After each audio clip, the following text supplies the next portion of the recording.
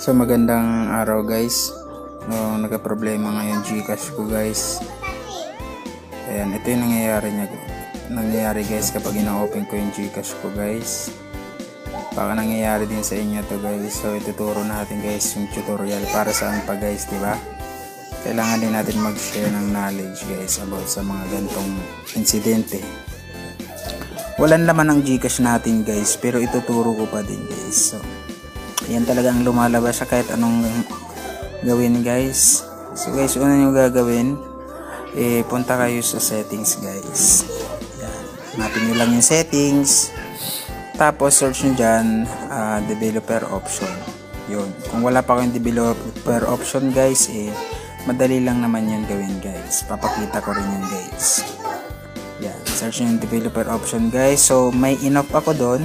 Nakita nyo naman guys, enough ko yung developer option natin guys. Tapos balik ulit tayo sa GCash. Yan. Click ulit natin yung GCash guys.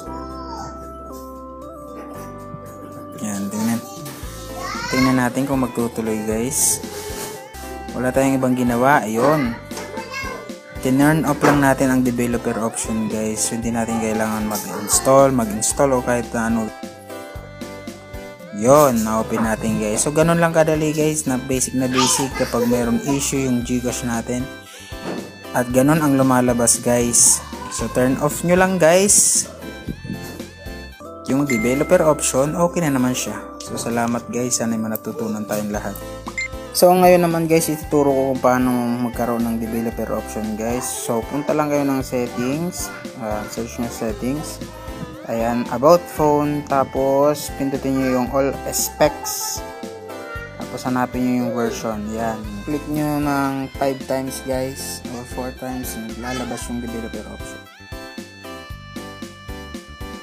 Tapos yan, search nyo na ulit yung developer option. So lalabas yung developer option, click nyo yung developer option guys. So guys, makikita nyo may OEM unlocking na nakalagay. So i-off nyo yan guys, tapos i-off nyo rin guys yung developer option sa taas. Okay, at pagkatapos nyo i-off yan guys, i-restart nyo yung phone nyo at magpasalamat na kayo. Thank you. Hanggang sa muli guys, so ingat lahat. God bless you.